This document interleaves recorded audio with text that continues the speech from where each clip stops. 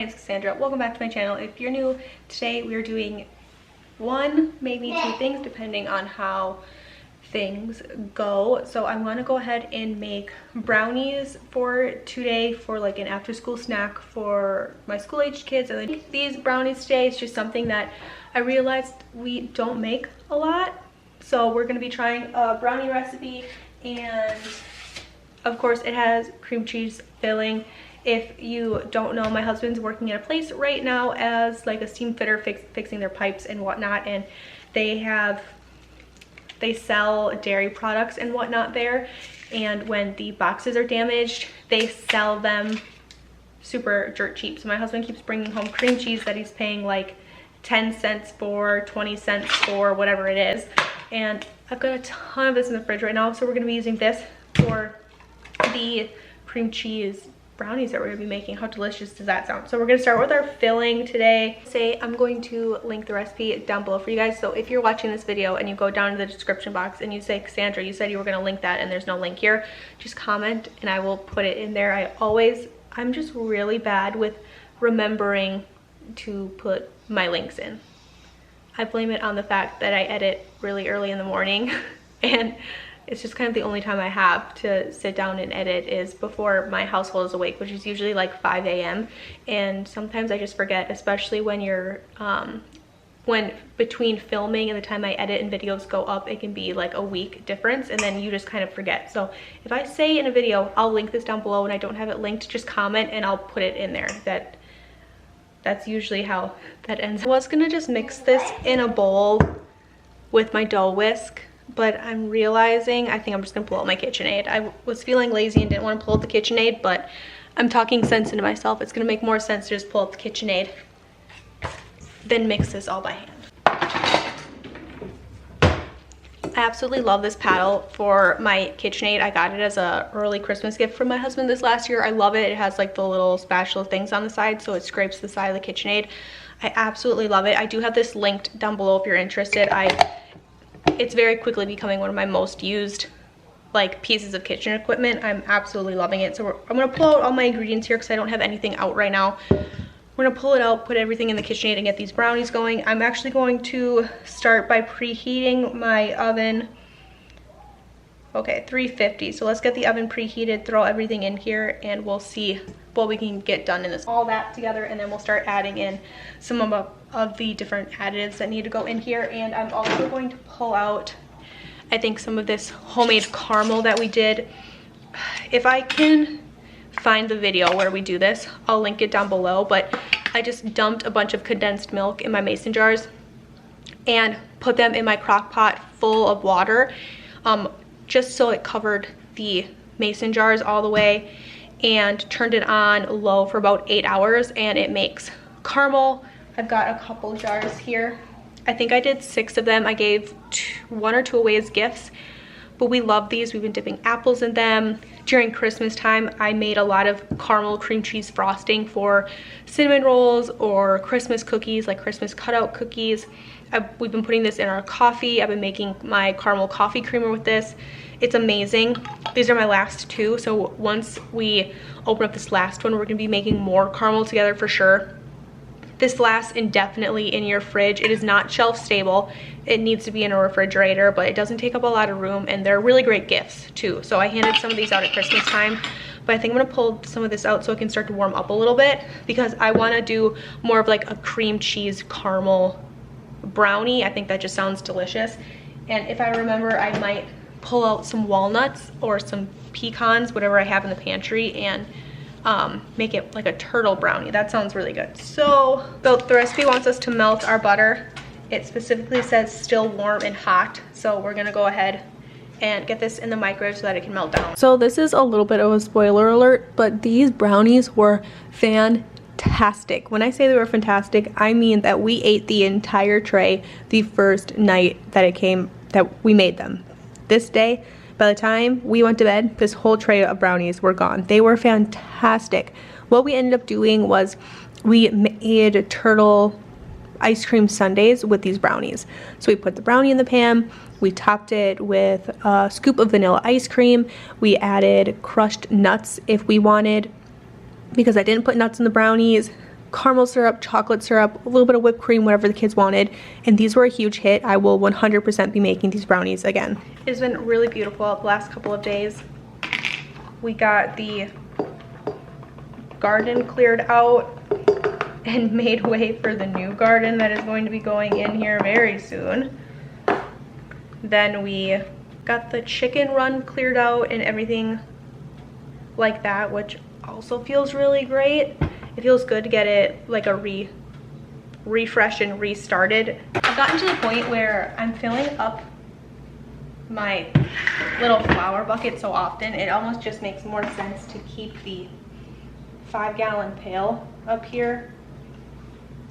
So that's kind of what I've been doing recently, is just keeping it up here, because otherwise it felt like every 2 days I was refilling my little bucket. I still love those buckets that I got on Amazon for my pantry.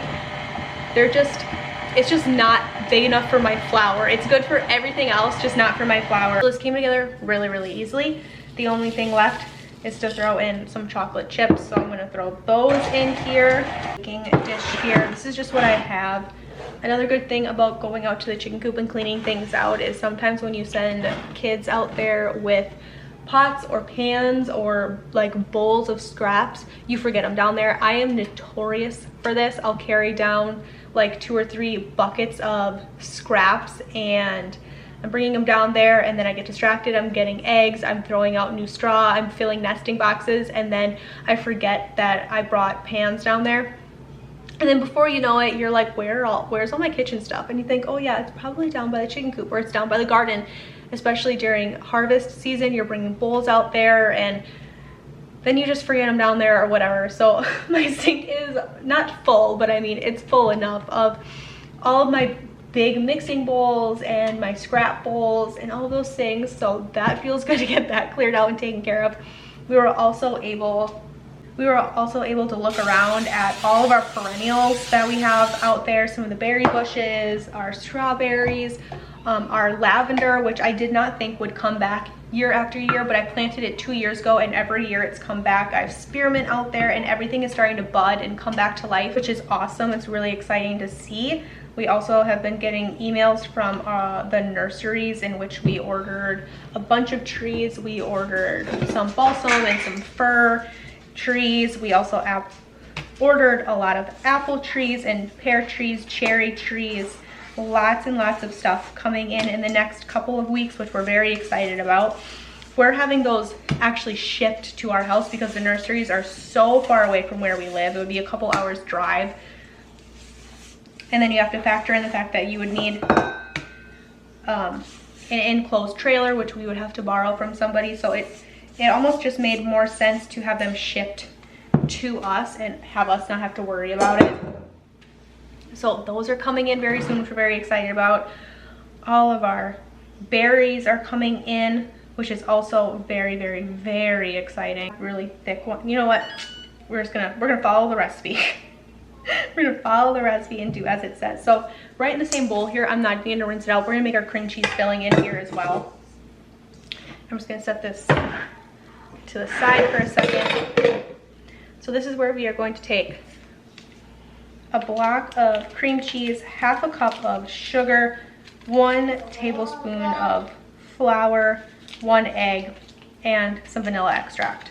And this is going to be our cream cheese filling. I'm also going to throw in, I'm probably going to do half a cup of sugar, and then put in a couple tablespoons of my caramel there. We're just not going to need all of that extra sugar because we're going to be adding the caramel instead. If you don't have caramel or you don't want to add caramel, then I would just stick to what the recipe says. But this is what we're going to do. I'm going to take just a really nice heaping scoop of this. I'm cracking my eggs into a separate bowl because if you follow me on Instagram, you know that some of my chickens are playing a really fun game of hide and seek with their eggs. I always know that the warm weather is really starting to come, and it's going to be consistent when my chickens start hiding their eggs on me and really trying to sit on them. And I've had that going on the last week or so. So I think this warm weather is finally here to stay, which feels really good. It's so early in the season for us here in the Midwest to have that, but I am not complaining, not one bit. Okay, so here is our caramel cream cheese mixture here. It's looking a little runny, but that is a-okay. What we are going to do is take our brownies here. I'm just gonna pour some over the top and then I will swirl it in. I'm just gonna take my same spoon from the caramel and just kind of start swirling it around a little bit. I did not end up using all of this cream cheese mixture. It just looked like it was too much to me when I was swirling it in. I didn't want it to be too overwhelming, but you know what, you guys? I think that if you really like the cream cheese, you really like the caramel, you like that in your brownies, I would use all of it.